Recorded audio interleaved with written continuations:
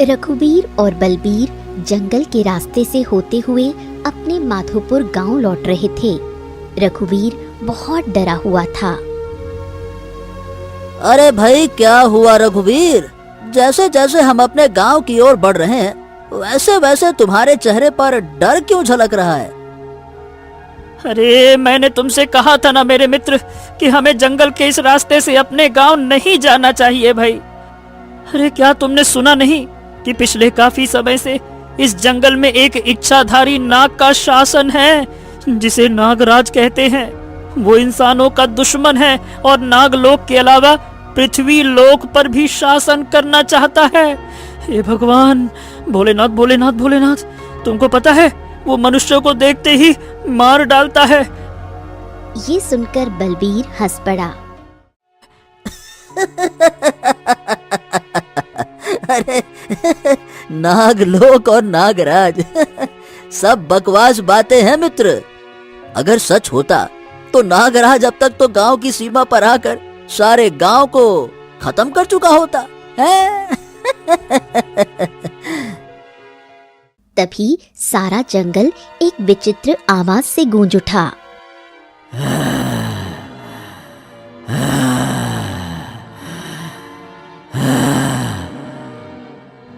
अरे मित्र, ये कैसी आवाज है?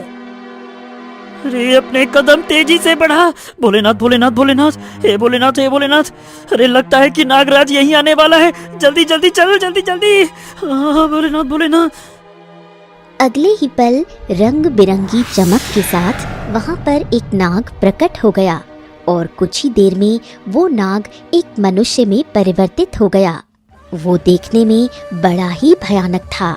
वो लाल आंखों से रघुवीर और बलवीर की ओर देखते हुए बोला, सब जानते हैं कि इस जंगल पर नागराज का शासन है। इसके बाद भी मरने के लिए तुम यहाँ चले आते हो और बाद में मुझे दोष देते हो कि नागराज ने मनुष्यों को निर्दयता से मार डाला। इतना कहकर वो फिर से सर्प बन गया और दोनों को डसकर उन्हें चीरता हुआ वहीं मृत कर गया। उनके मुंह से झाग निकलने लगे। अगले दिन उनकी मौत के चर्चे माधोपुर गांव में हो रहे थे। गांव में सन्नाटा छाया हुआ था। गांव का मुखिया क्रोधित अवस्था में गांव वालों से बोला, अरे बस बहुत हो गया। इस नागराज ने जीना हराम कर रखा है।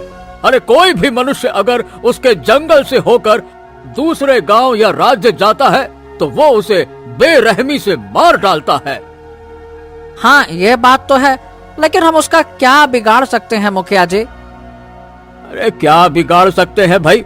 हमें किसी साधु महाराज की मदद लेनी होगी। चलो, हमारे गांव की सीमा के निकट जो साधु महाराज तपस्या करते हैं उनसे नागराज का समाधान पूछते हैं। चलो। मुखिया कुछ गांव के अन्य लोगों को लेकर साधु के पास गया। सारी घटना बताते हुए बोला, प्रणाम साधु महाराज, कृपया करके हमें इस नागराज से मुक्ति दिलाइए। बहुत परेशान कर रखा है इसने। साधु ने रहस्यमयी अंदाज में आंखें बंद की और कहा, ओम नागराज का अंत तुम्हारे गांव के एक मनुष्य के हाथों लिखा है, परंतु उसमें अभी समय है। इसलिए तुम सबकी भलाई इसी में है कि जब तक सही समय नहीं आ जाता तब तक कोई भी गांव वाला नागराज के इलाके में ना जाए। ये सुनकर मुखिया क्रोधित हो गया। अरे साधु महाराज, ये क्या बात हुई? हम तो समस्या का समाधान पूछने आए थे, परंतु आपने तो हमें और ज्यादा मुसीबत में डाल दिया। अरे अब जिसके हाथों नागराज की मौत लिखी है, न जाने वो कितने सालों बाद आएगा हमारे गांव में। हमें पता भी कैसे चलेगा, ये भी नहीं पता। चलो चलो भाई वापस। मुखिया क्रोधित होकर गांव वालों को लेकर गांव वापस आ गया। उसी गांव में हरिया नाम का एक गरीब लकड़हारा रहा करता था। उसके परिवार में पत्नी राधा और 10 वर्षीय पुत्री चंपा थी। हरिया अपने घर के आंगन में खामोशी से बैठा था। तभी उसकी पत्नी राधा आई और बोली, ऐसे घर में बैठने से क्या होगा? हमारे घर पर 2 दिन से कुछ भी खाने को नहीं बना। मैं तो भूखी रह सकती हूँ, लेकिन अपनी बच्ची चंपा को भूखा नहीं देख सकती। अरे भाग्यवान, तुम तो जानती हो हमारे जंगल में नागराज इस समय आतंक मचाए हुए हैं। बस उसी की डर की वजह से मैं जंगल लकड़ियां काटने नहीं जा रहा भाई। चाहे जैसे भी हो, कहीं से भी जुगाड़ करके लेकर आओ। क्या मेरे और मेरी पुत्री के नसीब में भूखा मरना ही लिखा है? हरिया की आंखों में आंसू आ गए। चिंता मत करो राधा, ठीक है, मैं गांव से कुछ मदद मांग कर आता हूँ। ये कहकर हरिया चुपचाप घर से बाहर निकला और सीधा मुखिया के पास गया। हरिया मुखिया को सारी घटना बताते हुए बोला, नमस्ते मुखिया जी। मुखिया जी, मेरे घर पर 2 दिन से खाने के लिए कुछ नहीं बना। मेरी पत्नी और मेरी बेटी भूखी है। कृपया कृपया मुझे कुछ अनाज दिलवा दीजिए, बहुत परेशान है। अरे तो क्या तुम इकलौते हो जिसके घर पे खाना नहीं बना? ए हरिया, इस गांव में और भी लकड़हारे हैं जो डर की वजह से जंगल में लकड़ियां काटने नहीं जा रहे। क्या मैंने तुम सबकी मदद करने का ठेका ले रखा है क्या? चले आए मुंह उठाकर, कुछ हुआ नहीं कि चलो मुखिया जी के पास। अरे देख क्या रहा है, चल दफा हो जा यहाँ से, चल भाग। ये सुनकर हरिया निराश होकर वहां से वापस लौट आया। उसने धीरे धीरे गांव के सभी लोगों से मदद मांगी, परंतु किसी ने उसकी मदद नहीं की। निराश होकर हरिया अपने घर वापस आ गया। हरिया की आंखों में आंसू थे। राधा सब कुछ देखकर समझ गई। मैं जानती थी कि गरीब की मदद संसार में कोई नहीं करता, पर मदद का दिखावा तो सब करते हैं और केवल बड़ी बड़ी बातें करते हैं। तभी हरिया ने अपनी कुल्हाड़ी उठा ली। कुल्हाड़ी लेकर कहाँ जा रहे हो? जंगल। मत जाओ, तुम खुद तो बता रहे थे कि जंगल में इच्छाधारी नागराज का शासन है और वो मनुष्य को देखते ही मार देता है। अरे तो फिर और क्या करूं राधा, क्या करूं? अगर जंगल नहीं किया तो ये पेट की भूख मार डालेगी। उससे तो अच्छा है कम से कम नागराज के हाथों ही मर जाऊं। कम से कम इस बात की खुशी रहेगी कि अपने परिवार के लिए कोशिश करते हुए मरा। अपने परिवार को भूखा मरते हुए देख नहीं सकता, मैं नहीं देख सकता। मैं आता हूँ। ये कहकर हरिया जंगल की ओर चला गया। जंगल में बड़ा ही विचित्र सन्नाटा छाया हुआ था। हरिया एक वृक्ष के पास जाकर लकड़ियां काटने लगा। तभी उसकी नजर कुछ दूर जमीन पर पड़े एक विचित्र सुनहरे रंग के बीज पर पड़ी। हे भगवान, ये बीज तो बड़ा ही विचित्र लग रहा है। मैंने जमीन पर उगा हुआ ऐसा बीज पहली बार देखा है।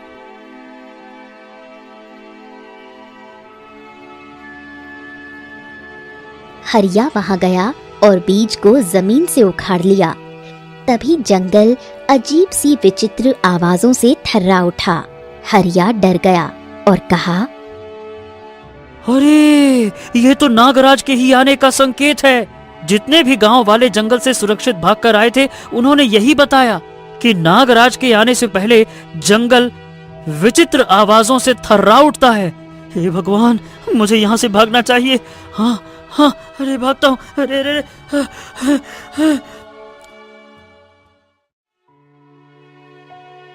हरिया तुरंत बीज लेकर अपने घर की ओर आ गया। लंबी लंबी गहरी सांसें लेने लगा। क्या हुआ? तुम इतने डरे हुए क्यों हो? हरिया सारी घटना अपनी पत्नी राधा को बताता है और बीज दिखाते हुए कहता है, अरे राधा, मैं अरे तुम ये देखो, तुम ये देखो, मुझे जंगल में बीज मिले। न जाने क्यों ये बीज बड़े ही विचित्र हैं। ये आम बीजों के आकार से काफी बड़ा है, देखो।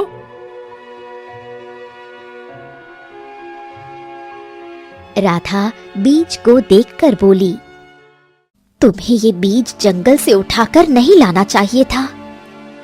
देखो राधा, मेरे मन में केवल यही बात थी कि हो सकता है ये बीज बाजार में अच्छे दाम पर बिक जाए और हमारे परिवार के लिए कुछ खाने का इंतजाम हो जाए, बस। राधा गहरी सोच में डूब गई और बोली, इस बीज को अपने घर के आंगन में गाड़ कर देखो। हरिया तैयार हो गया। राधा ने बीज अपने घर के आंगन में गाड़ दिया। अगली सुबह जब राधा और हरिया सोकर उठे तो उनके सामने एक विशाल वृक्ष खड़ा हुआ देखकर वो आश्चर्यचकित रह गए थे। ये वृक्ष तो असाधारण है। विशाल वृक्ष में सोने के फल लटक रहे थे। बीज तो वाकई चमत्कारी था। देखो, हमारे घर पर सोने का वृक्ष उगाया, हम तो धनवान हो गए।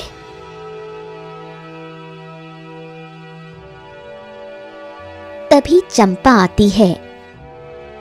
पिताजी, मुझे बहुत तेज भूख लगी है, क्या हम इस वृक्ष से फल तोड़कर खा सकते हैं? हाँ हाँ, क्यों नहीं मेरी बेटी, रुक जा, मैं अभी फल तोड़ता हूँ। ये कहकर हरिया एक फल तोड़कर अपनी बेटी को दे देता है। चंपा तुरंत फल खा जाती है। अगले ही क्षण उसका पूरा शरीर सोने की किरणों से चमकने लगा और वो अपने पिता से बोली, मुझे बड़ी ही विचित्र शक्ति महसूस हो रही है पिताजी। ये देखकर हरिया आश्चर्यचकित हो गया और बोला, हाँ, हो सकता है बेटा, जो तुमने फल खाया है ना, उससे तुम्हें शक्ति मिल गई हो। हमको ऐसा लगता है राधा कि ये पेड़ जादुई है। अगर ऐसा है तो मैं भी ये फल तोड़कर खाऊंगी। राधा एक फल तोड़कर खा गई और हरिया ने भी खाया, पर उसे और हरिया को कुछ भी नहीं हुआ। ना मेरे शरीर से सोने की किरण निकली, ना तुम्हारे। हो सकता है इसमें कोई रहस्य छिपा हो जो किसी विशेष समय पर खुलता हो, पर जो भी हो, ये तुम्हारे भाग्य से मिला है। मेरी बेटी का पेट भर गया, मेरे लिए बस यही काफी है। उधर उसी जंगल के उस स्थान पर जहां से हरिया बीज उठाकर ले गया था, अचानक रंग बिरंगी चमक हुई और एक नाग प्रकट हुआ। वो अग्नि की लपटों में सर्प से मनुष्य के रूप में बदल गया। वो क्रोध से उस स्थान की ओर देखकर बोला, मैंने बरसों की तपस्या करके वो जादुई बीज यही बोया था। मेरी गैर हाजिरी में उस जादुई बीज को आखिरकार कौन ले गया? इतना कहकर नागराज ने आंखें बंद कर ली और कुछ सोचने लगा। कुछ दिन पहले नागराज नागलोक की गहराई में बैठा हुआ तपस्या कर रहा था। तभी वहां काला धुआं उठा और वो काला धुआं एक राक्षस की आकृति धारण कर गया। तेरी तपस्या सफल हुई। बोल, तुझे क्या चाहिए? मैं पृथ्वी लोक पर शासन करना चाहता हूँ।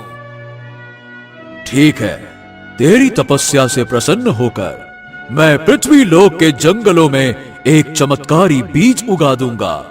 उस बीज को तू जमीन से निकाल लेना और उसे बिल्कुल वैसे ही बो देना जैसे मनुष्य अपनी खेती में बीज बोते हैं। अगले दिन वहां पर एक सोने का वृक्ष आएगा और यदि उसका पहला फल तू खा लेगा तो तू बेहद शक्तिशाली बन जाएगा। पर याद रखना, यदि वो सोने का फल तुझसे पहले किसी मनुष्य ने खा लिया तो वो बहुत अधिक शक्तिशाली बन जाएगा। नागराज चौंक गया। तो क्या वो इतना शक्तिशाली हो जाएगा कि मुझे भी मार सकेगा? क्योंकि जहां तक मुझे जानकारी है, तुमने तो कहा था मेरी मौत किसी मनुष्य के हाथों नहीं हो सकती। मैं जानता हूं, मेरी बात सुन। तेरी मृत्यु किसी मनुष्य के हाथों नहीं होगी, बल्कि तेरे ही समुदाय के किसी एक प्राणी के हाथों होगी। मतलब नागलोक के किसी वासी से ही, किसी इच्छाधारी के हाथों। ओ, तो तुम्हें लगता है कि कोई मनुष्य जंगल में आएगा? मेरे डर के कारण अब कोई भी मनुष्य यहाँ भटकता भी नहीं है। और रहा सवाल मेरी मृत्यु का, मैंने नागलोक के सभी इच्छाधारी नाग और नागिन को अपनी जादुई शक्ति से मार दिया है। अब नागलोक में केवल मैं ही बचा हूँ, नागराज। तो इसका मतलब ये हुआ कि कोई तो मनुष्य आया था और वो बीज तोड़कर ले गया। मुझे पता लगाना होगा कि वो कौन सा मनुष्य था जो बीज तोड़कर ले गया। नागराज ने आंखें बंद की और हरिया के घर पर सोने के वृक्ष को देखा। नागराज ने आंखें खोलकर क्रोधित होकर कहा, अच्छा, तो मेरा जादुई बीज माधोपुर के किसी घर में है। जो भी उस घर में होगा, मैं उस घर के किसी भी मनुष्य को जीवित नहीं छोड़ूंगा। इतना कहकर नागराज वहां से गायब हो गया। इधर हरिया के घर पर गांव के लोगों की भीड़ लगी हुई थी। मुखिया आश्चर्य से सोने के वृक्ष को देख रहा था। वाह वाह वाह, गजब भाई गजब। ए हरिया, एक ही रात में तेरे घर पर ये सोने का वृक्ष कैसे उगाया भाई? अब मुखिया जी बस यूं समझिए, हो गया सो हो गया। देखिए, इसकी गहराई में मत जाइए, समझिए भगवान की कृपा है। मुखिया क्रोध से बोला, अरे तो सीधे सीधे क्यों नहीं कहता? गोल गोल घुमा के तू यही कहना चाहता है ना कि तू बताना नहीं चाहता है ना? मुखिया गांव वालों से बोला, अरे चलो भाइयों चलो, हरिया के घर पर सोने का वृक्ष उगाया है, इसीलिए वो बहुत घमंडी हो गया है। चलो भाई चलो चलो। मुखिया गांव वालों को लेकर हरिया के घर से चल पड़ा। इधर गांव की सीमा पर शंभू काका खड़े थे। तभी नागराज प्रकट हुआ और शंभू काका की ओर देखकर बोला, मनुष्य, तुम मुझे शुरू से ही पसंद नहीं आए। मैं तुम्हारे पूरे माधोपुर गांव को श्मशान बना दूंगा, क्योंकि तुम्ही में से किसी मनुष्य ने मेरा जादुई बीज उठा लिया है और उसे अपने साथ ले गया, और उसकी शक्ति की वजह से उसके घर पर सोने का वृक्ष उगा है। वो सोने का वृक्ष मेरा है, मेरा, मनुष्य का नहीं। इतना कहकर नागराज ने शंभू काका का गला पकड़ लिया। कुछ ही देर में शंभू काका का शरीर नीला पड़ने लगा और वो मृत अवस्था में नीचे गिर पड़ा। नागराज वहां से गायब हो गया। ये दृश्य दूर से शंकर नाम के एक व्यक्ति ने देखा। वो दौड़ते हुए मुखिया के पास गया और सारी घटना बताई। मुखिया जी, मुखिया जी, मुखिया जी, अभी शंभू काका को नागराज ने मार डाला और धमकी दी है कि वो पूरे गांव को नष्ट कर देगा। मुखिया चौंक गया। अच्छा, अब समझ में आया।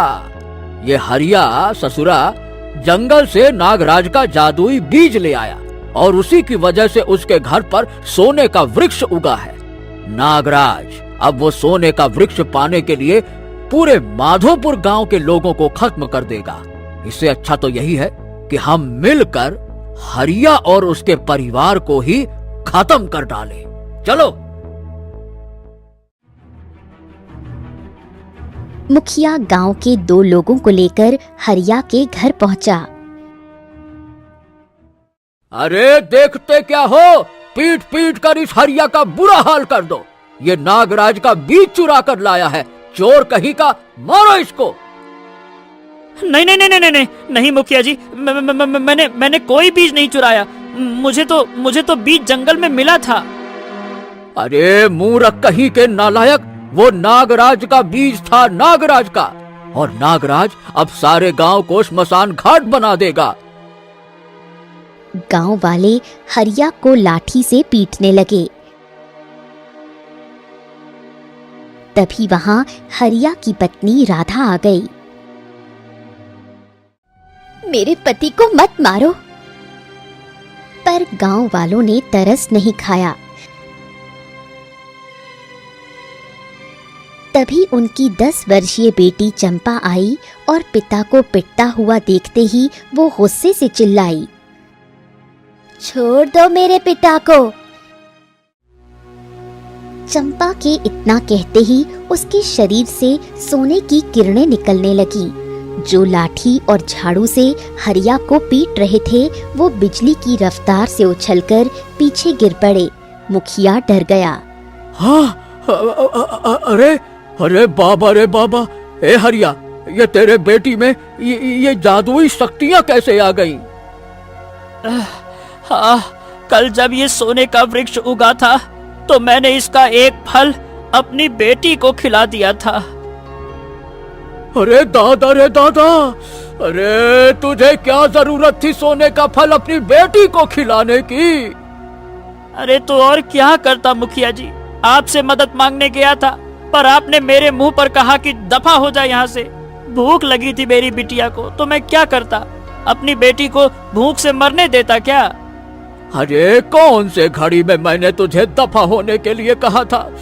क्या करूं, क्या करूं? काश मैंने तेरी मदद कर दी होती तो आज पूरे गांव पर मुसीबत नहीं आती। चलो सब लोग जल्दी से साधु महाराज के पास चलो, चलो। साधु के पास पहुंचकर मुखिया ने सारी घटना बताई। साधु महाराज, हरिया की मूर्खता की वजह से सारा गांव मुसीबत में आ गया है। नागराज अपना सोने का वृक्ष वापस लेने के लिए जरूर आएगा। नियति को कौन बदल पाया है? मैं अपने मंत्रों की शक्ति से गांव की सीमा पर एक सुरक्षा घेरा बना दूंगा, जो एक तरह से गांव का सुरक्षा कवच होगा। वैसे वो कवच कुछ वर्षों तक नागराज को गांव की सीमा के अंदर आने से रोके रखेगा। साधु ने मंत्र पढ़ा और गांव की सीमा पर सुरक्षा कवच बन गया। अगले दिन नागराज गांव की सीमा पर प्रकट हुआ, लेकिन जैसे ही नागराज ने गांव की सीमा में कदम रखा, उसके पैर जल उठे और वो पीछे हट गया। वहीं रंग बिरंगी चमक से साधु प्रकट हुआ।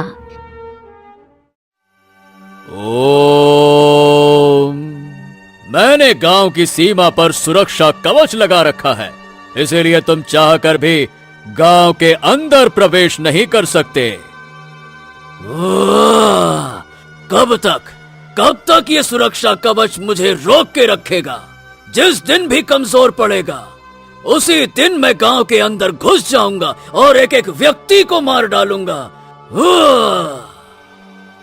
इतना कहकर नागराज वहां से गायब हो गया।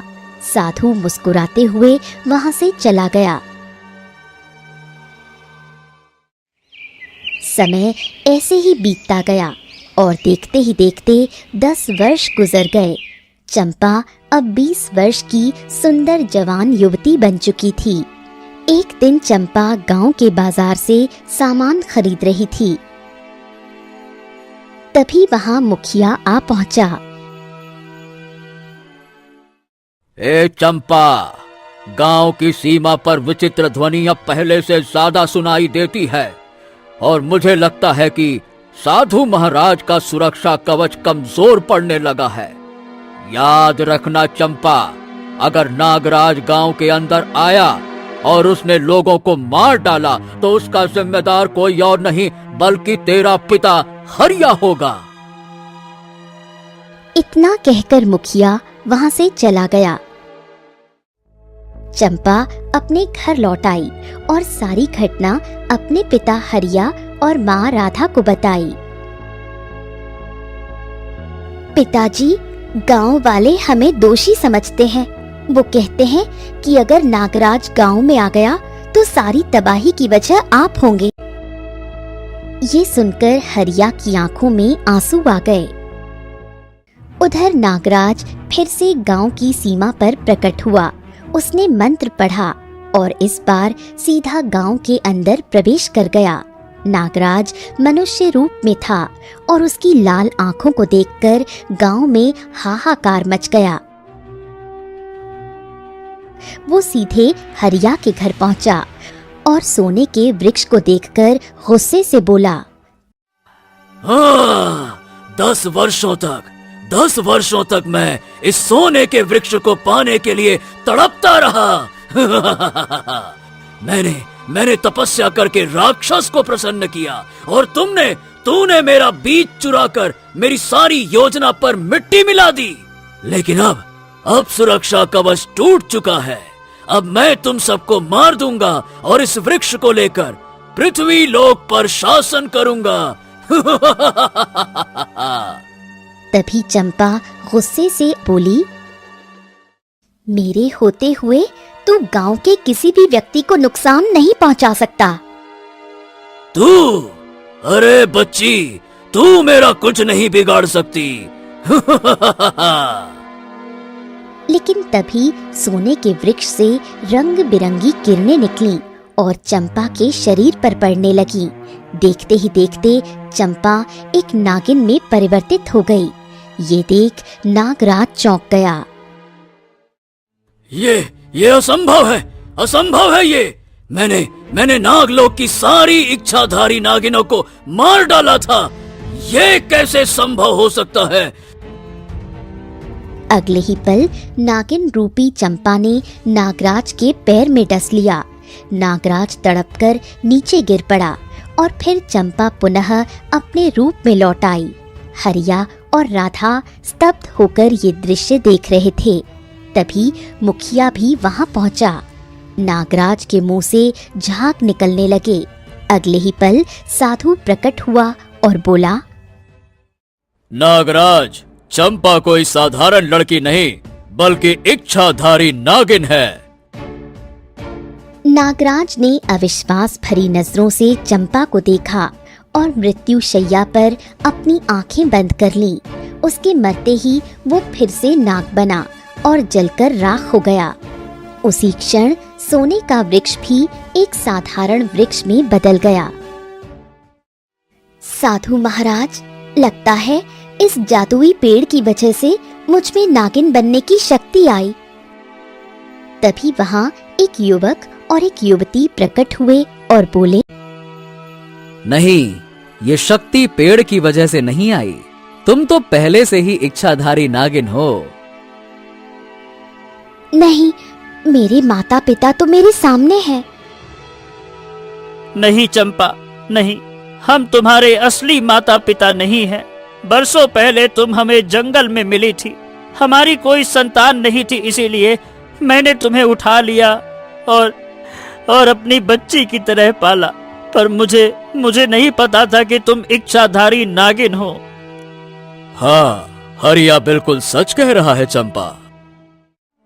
तभी वहां प्रकट हुए नाग और नागिन मुस्कुराते हुए बोले, चंपा, तुम हमारी संतान हो। नागराज ने नागलोक में आतंक मचाया था और लगभग सभी इच्छाधारी नाग नागिनों को मार डाला था। मैं गर्भवती थी और तुम्हें जंगल में जन्म दिया था, पर नागराज के डर से मुझे भागना पड़ा। बाद में हमें पता चला कि एक मनुष्य तुम्हें ले गया। तभी से हम तुम्हें देख रहे थे, क्योंकि हमें मालूम था कि नागराज की मृत्यु एक इच्छाधारी नागिन के हाथों होगी। साधु गायब हो गया। बेटी, अब चलो, अपने लोक लौटने का समय आ गया है। नहीं माँ, मेरे असली माता पिता भले ही आप हों, पर मेरी परवरिश इन मनुष्यों ने की है। मैं इन्हें छोड़कर नहीं जा सकती। कोई बात नहीं, जैसी तुम्हारी इच्छा, हम तुमसे मिलने आते रहेंगे। इतना कहकर वो दोनों गायब हो गए।